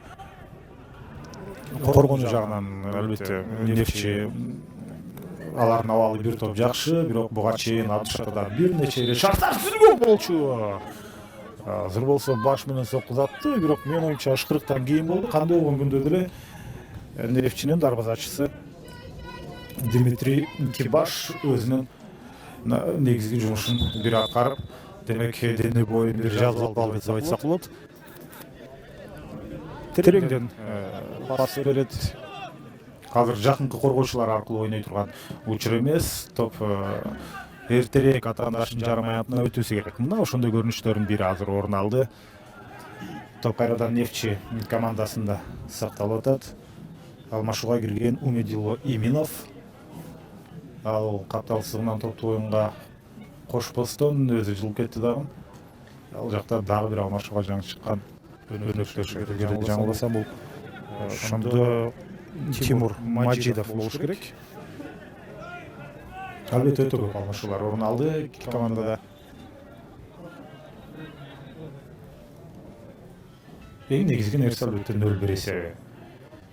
Нефтчи мүмкүнчүлүк Нефтчиде өтө аз болду, бирок ошолордун бирөөсүн ишке ашырды. Албетте Максат Алгулов ал Кыргыз премьер лигасындагы ушундай чабуулга үмүт алган өзөктүү оюнчулардын бирине айланды. Өткөн сезондо өзүн өтө жакшы алып жүрдү.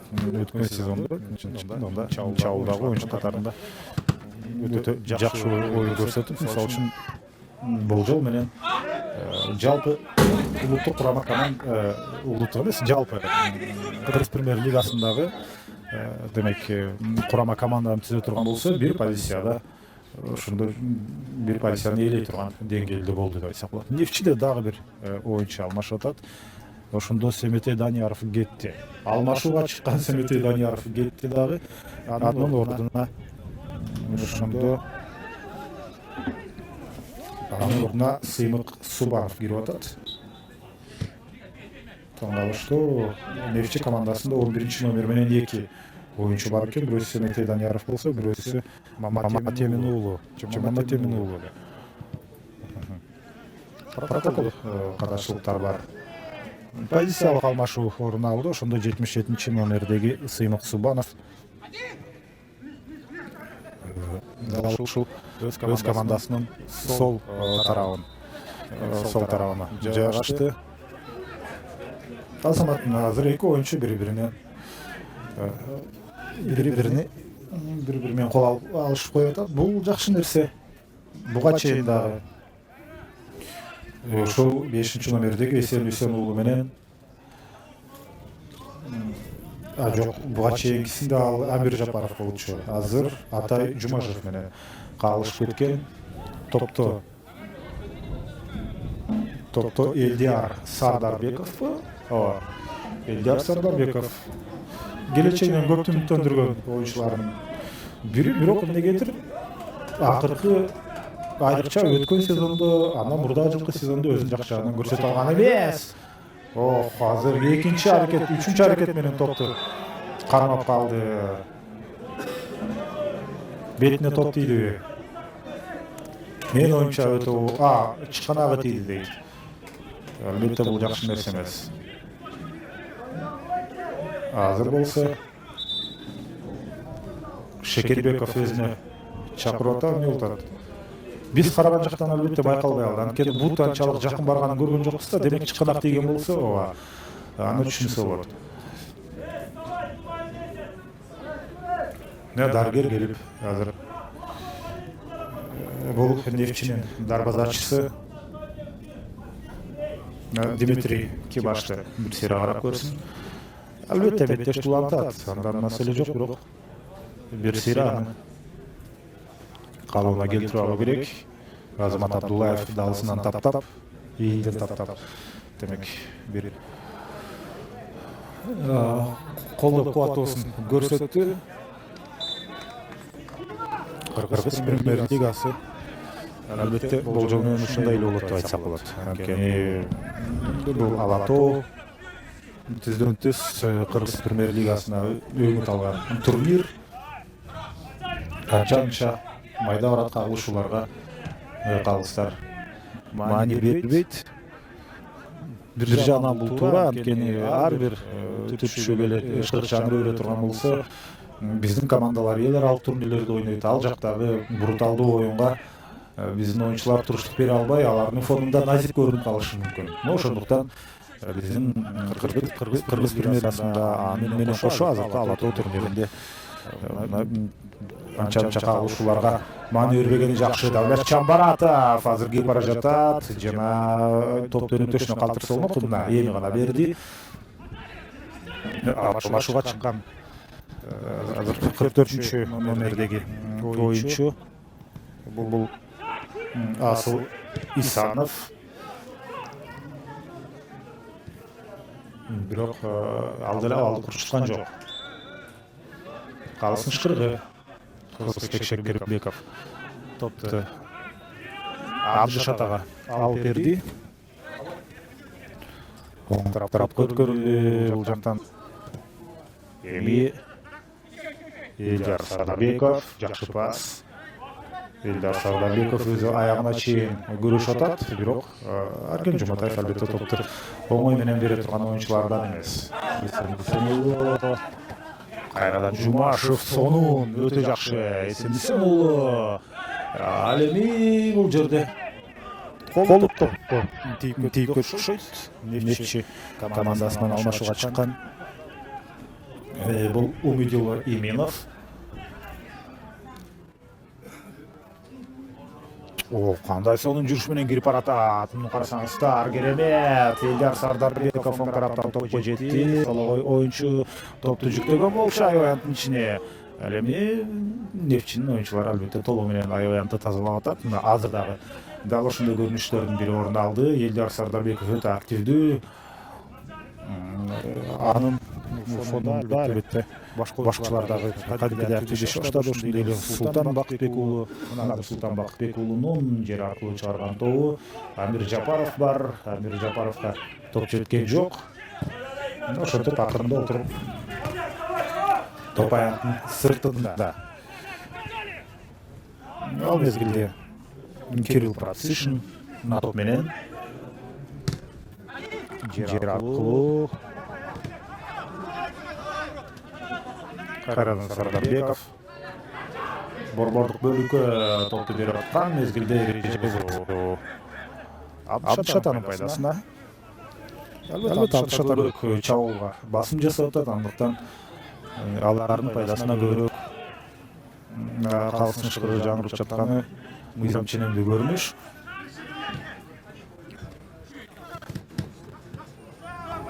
Қайрадан оң тараптан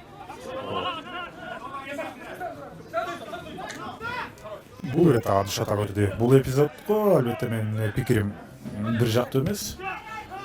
Мүмкін нефтчи командасына беріш керек біле азыр.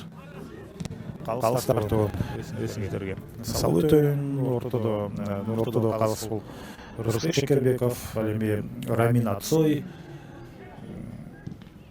Бірінші қалсын жардамшысы Қатал қалысы, екіншісі олсы Замир Чыныбеков. Ошында еле Руслан Сулайманов ал резервтегі арбитр, матчтың инспекторы бұл Абдуллаев. Дал ушул топ, демек бүгінгі беттештегі тартипке түзген түз жооп берет. Қайрадан оң қанат, Сардарбеков өте ойынға көп аралашып атат. Давлетжан Баратов ошол замат өнөктөшү алмашууга чыккан бул жакта ойыншыға асылға топты өткөрүп берген эле. Азыр Элдарга каршы эреже бузуу орун алды.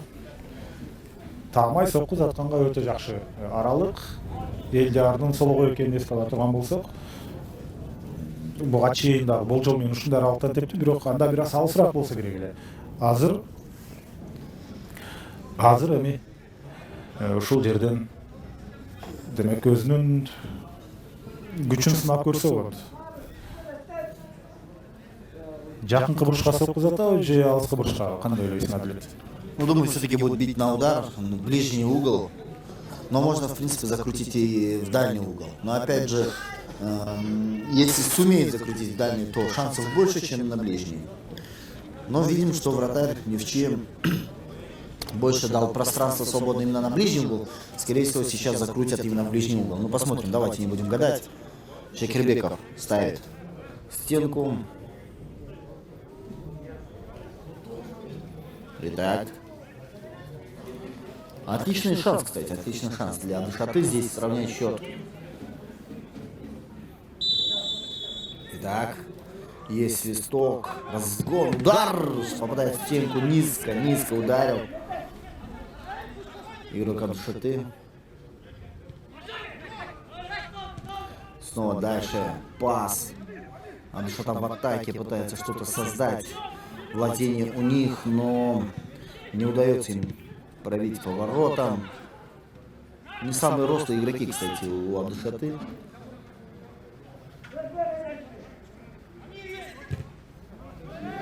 Итак. Вынос.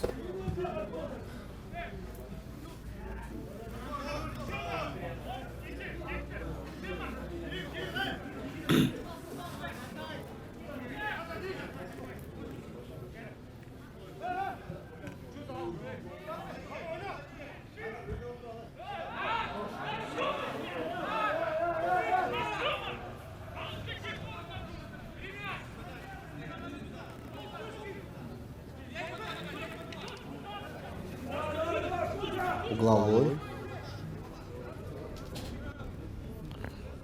У ворот Абдушаты. Отличный шанс. Время. Так, на штрафную, некому пробить. Удар.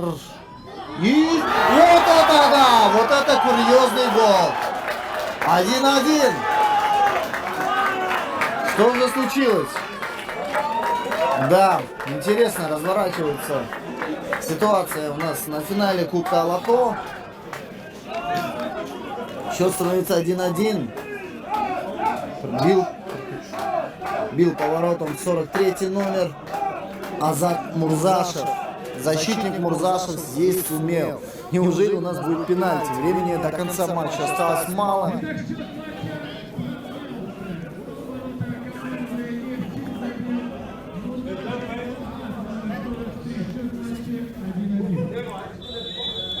Да, тем временем не удалось нефтяникам сохранить свои ворота в неприкосновенности.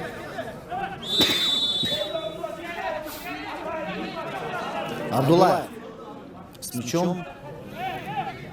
Времени осталось мало. Так что командам нужно поторопиться. Абдуллаев играет на товарища по защите. Дальше на правый фланг. Чем же ответить Нефчи? Сумеет ли забить команда еще один гол? Нарушение правил. Мяч у нефтяников. Очень много нарушений правил мы наблюдаем в этом матче. Думаю, добавят как минимум 4-5 минут должны добавить. Ну, посмотрим.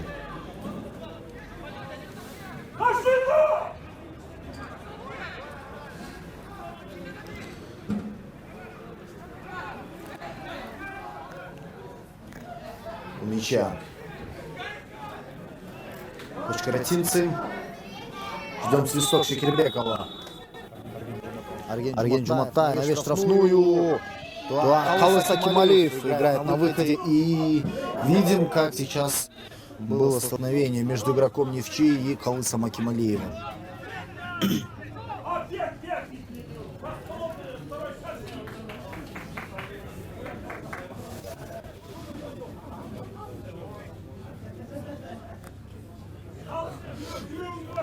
Тем временем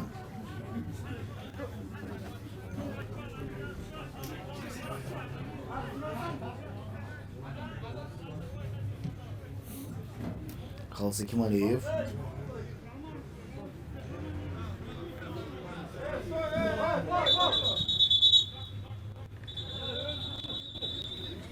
Так, кажется, травма у Халыса Кемалиева, но ему нужна медицинская помощь.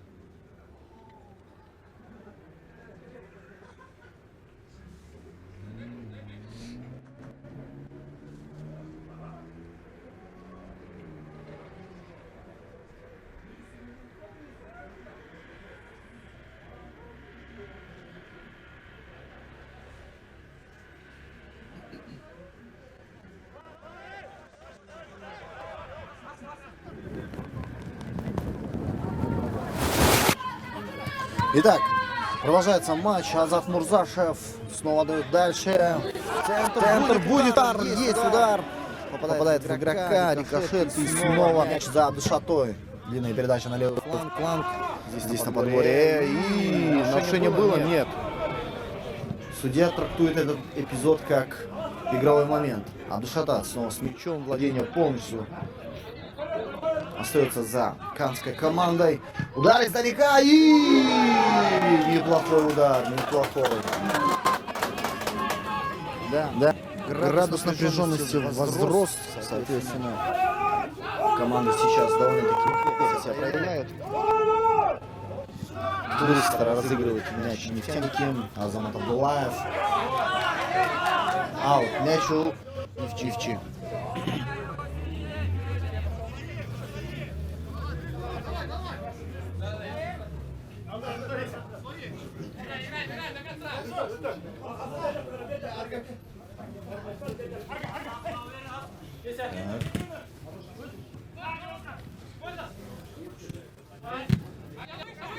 Пас. Центр. Нефчи с мячом. Вообще, по аналитическим данным, игроки Нефчи выше, рослее, чем у Абдушаты. Вообще, традиционно у Абдушаты всегда были не самые высокие игроки почему-то.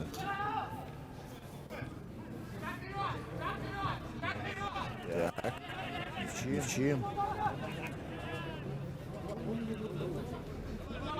Азамат Абдулаев. Длинная передача и нет. Вынос мяча.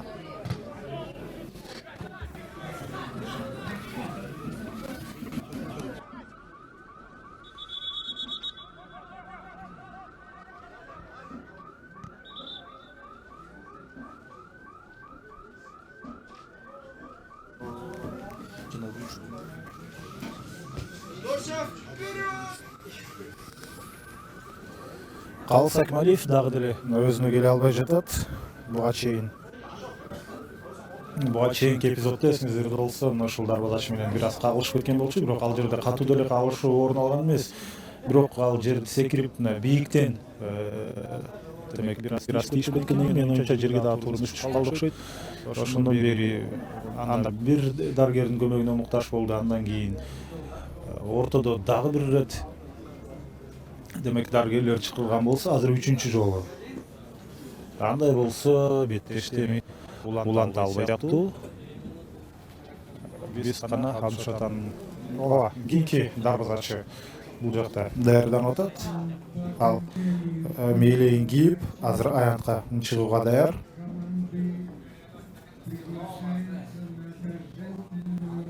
Дастан Алыбеков демек Абдушатада. Ал ушинтип Калыс Акмалиевди алмаштырды. Эми оюн кайрадан уланат. Бесен Үсен уулу айбанаттын ичине чейин топту ырыткан. Эмне болуп кетти? Топту туура эмес оюнга кошуп окшойт. Андыктан Абдушатанын пайдасына. Экинчи таймга берилген негизги убакыт дээрлик соңуна келип калды. Мына Рустем Шекербеков дагы саатын карап атат. Эми бул кошумча көбүрөөк убакыт берилиши керек беле? Жок, андай эмес. Ошол замат ышкырыгын жаңыртты. Регламент боюнча азыр экстра тайм берилбейт. 11 метрлик тебишүү пенальтиге биз гол алабыз. Демек, Алатоо кубогу дагы бир кызыктуу бөлүгүн бизге сунуштамакчы. Пенальтини күтөбүз.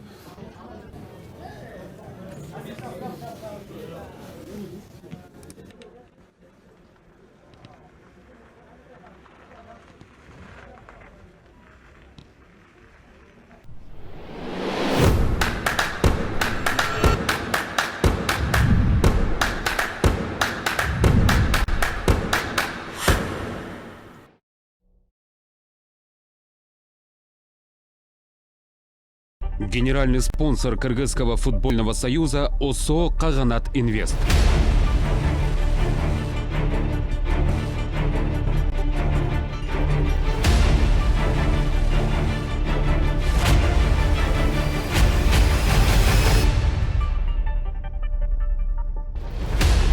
Канат Инвест. Инвестируем в будущее.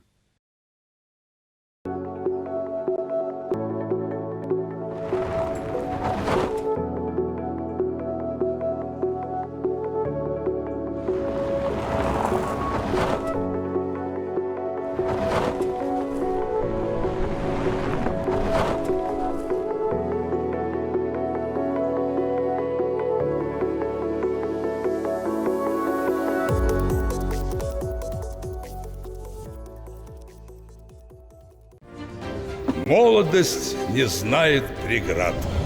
Она завораживает этот мир своей красотой. Молодость может горы свернуть и покорить любые вершины. Нет побед, которых вы не смогли бы одержать. Будьте смелыми и не упускайте свой шанс стать тем, кем захотите. У вас все получится.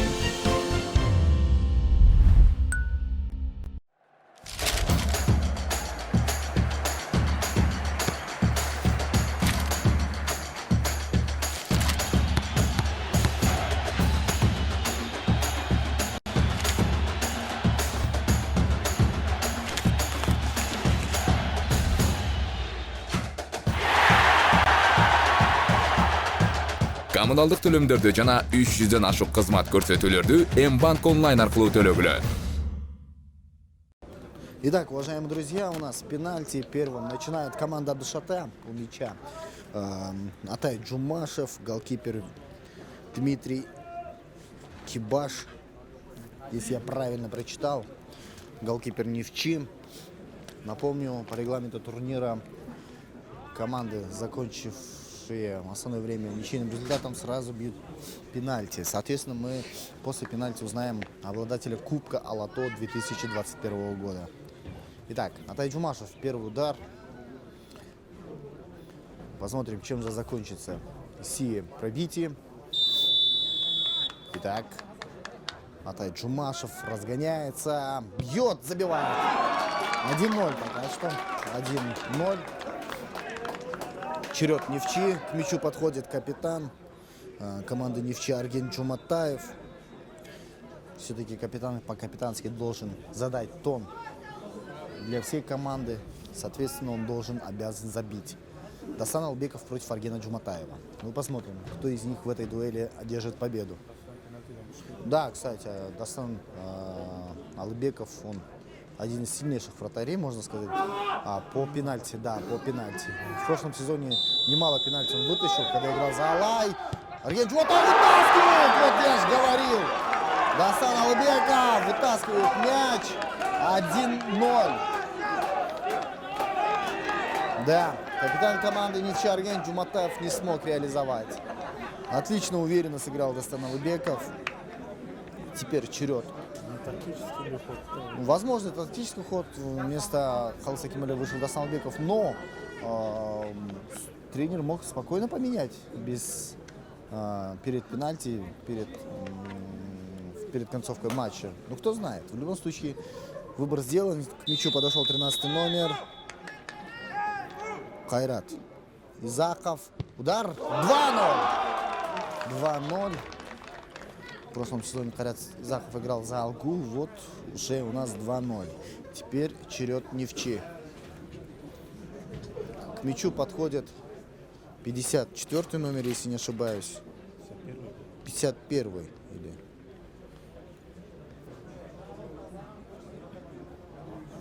«91-й, кажется. Арбели. Да, 91-й, Арбели. Подошел. Вторая попытка Невчи. Забивает. 2-1. Пока что счет по пенальти у нас. Пока что лидирует Абдушата. К мячу подходит 22-й номер Абдушаты. Ильдияр Сардарбеков. По прозвищу Пушкин. Ну, посмотрим, что из... Да, перчатка поменялась сейчас. Дасан Албеков против... Ой, точнее... Так, забивает. 3-0, 3-1. Ильдар Сардарбеков спокойненько, не таким сильным ударом забивает мяч. Забивает по пенальти. 3-1. Черед Невчи. К мячу подошел 4-й номер. 4-й номер команды Невчи. Это у нас Тимур Маджидов. Напомню, это третья попытка. Не забивает! 3-1. 3-1. Вторая попытка не получается у Невчи. Абдышата, по сути, может в случае, если сейчас забьет следующий игрок, может одержать победу и стать обладателем Кубка Лото. Да, Дастан Албеков, несомненно, станет героем матча. Если забьет, на этом завершится. 4-1 будет. Поэтому это, возможно, последний удар. Итак, свисток, разгоняется, бьет и промахивается. Вот это да! Сохранил шансы Невчи. Сейчас 41 номер, 43 номер Азат Мурзашев, кстати, автор забитого мяча. Да, промазал защитник. 3-1. 3-1. Азамат Абдулаев подошел к мячу. Дастан Албеков против Абдулаева.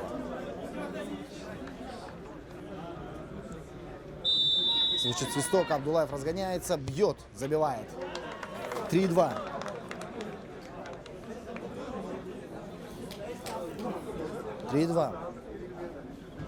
Сейчас пятый удар. Уже пятый удар. Если забьет пятый, то, думаю, будет 4-2. Думаю, все тогда. Еще один шанс. Сейчас, чтобы Невчи сохранил шансы, Абдышата должны еще раз промазать. К мячу подошел Хакимов. Давлат Хакимов.